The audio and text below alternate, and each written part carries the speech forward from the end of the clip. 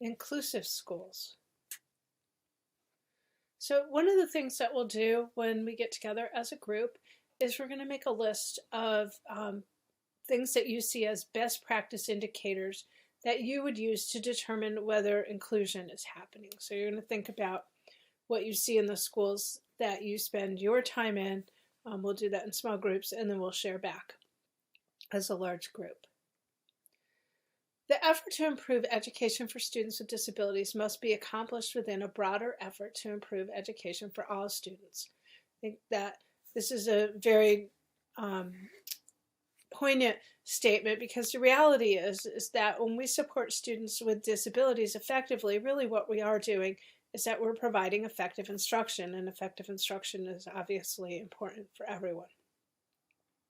So some essential elements of inclusive schools. The first one is that there is an inclusive school climate. And we're going to talk about each of these elements separately.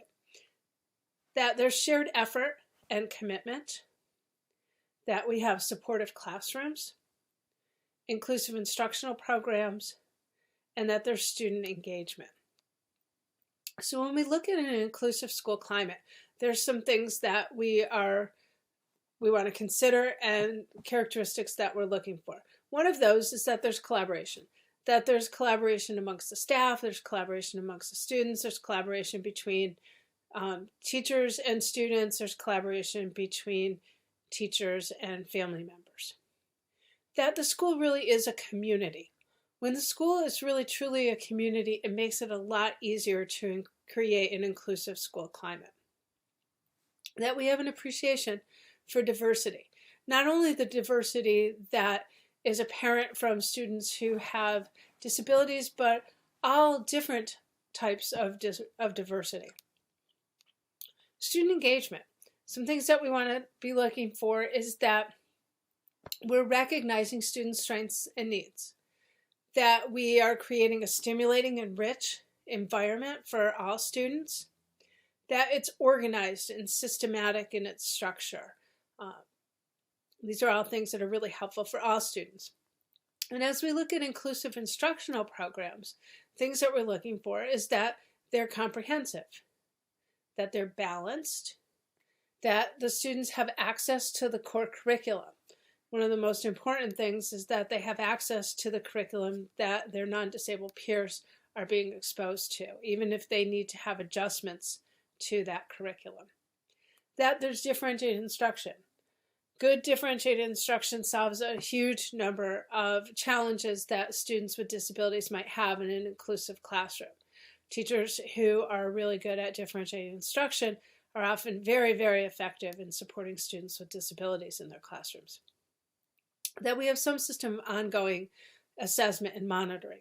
We want to make sure that we're keeping track of the goals and objectives that we have for a student so that we don't either keep working on something that they've already mastered or determine at a later point in time that we set a goal that was too high for them, but we have not been doing anything to adjust for them to become successful.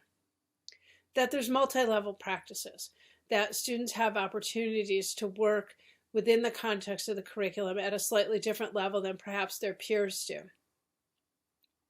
That we make accommodations as needed. And that there's intensive instruction when it needs to occur. So this intensive instruction might be 5 minutes with the general education teacher while other classmates are working on some independent practice.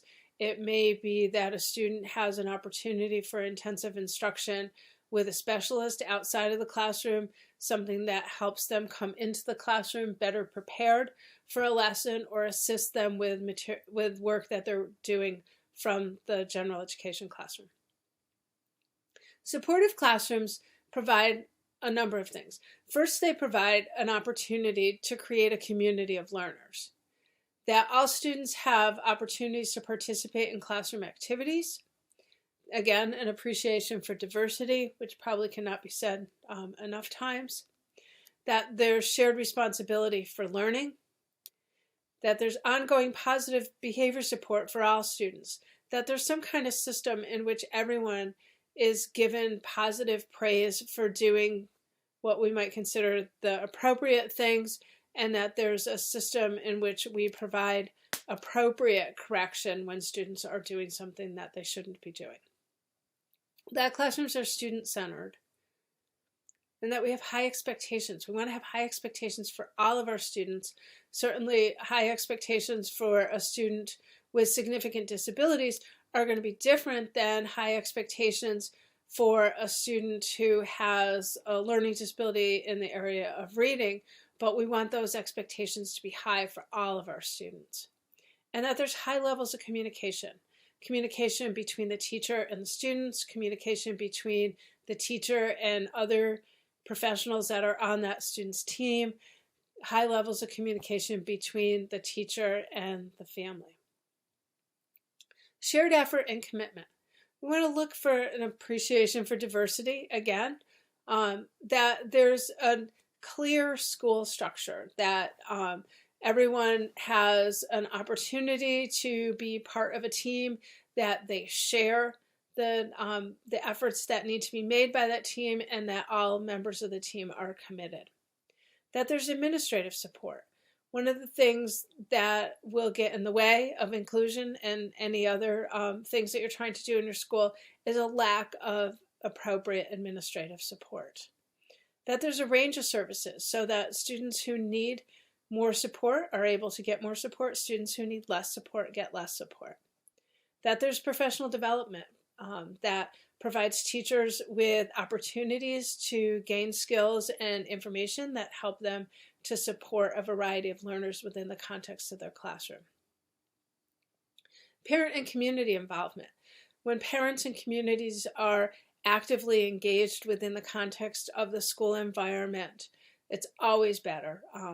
Certainly, when parents and community members are involved, they are more likely to support the things that are going on within the context of the school, and also to be able to be partners with the students' learning. So one of the things we want to think about is that inclusion is not dumping students with disabilities into the general education classroom without the appropriate supports.